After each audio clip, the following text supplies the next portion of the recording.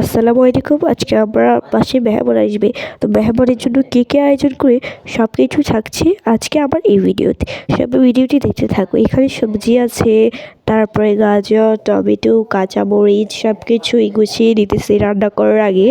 আসলে আমি গুছাচ্ছি না, এগুলোকে আমার আব্বু গুছাচ্ছে। তো আমার আব্বু বললো যে ফ্রিজ থেকে আদা নিয়ে আসার জন্য, তো আমি আদাগুলোকে নিয়ে যেতেছি। আদাগুলো কিন্তু অনেক ছোটো, আর এগুলো কাটতেও একটু সমস্যা হয় যেহেতু অনেক ছোটো। আর এখানে মসুরির ডালটা ভেজানো ছিল, আর কাতল মাছ, লাল মুরগির মাংস এগুলোকেও ভিজিয়ে রাখা হয়েছে। আর এখানে আম্মু ব্লেন্ডার করতেছে আদা রসুনগুলোকে ব্লেন্ডার করে পেস্ট করতে। তার এখানে চিংড়ি মাছ, সবজি, মুরগির মাংস, তারপরে ছিল সব কিছুই, আর গাজর, পেঁয়াজ এগুলোই ছিল। আর তোমাদের যদি আমার এই ভিডিওটি ভালো লেগে থাকে অবশ্যই আমার চ্যানেলটি সাবস্ক্রাইব করে দেবে। আর এখানে মাছ ছিল, শিং মাছ, কাতল মাছ, সব কিছুকে ধুয়ে রেডি করে নিয়েছি। আর এখানে মাংসের জন্য মশলাগুলো ম্যারিনেট করা হয়ে গেছে। তো আমাদের খাওয়ার তো রে সব কিছু, আর তোমাদের জন্য ভিডিওটা ক্লিপ নিতে পারলাম না।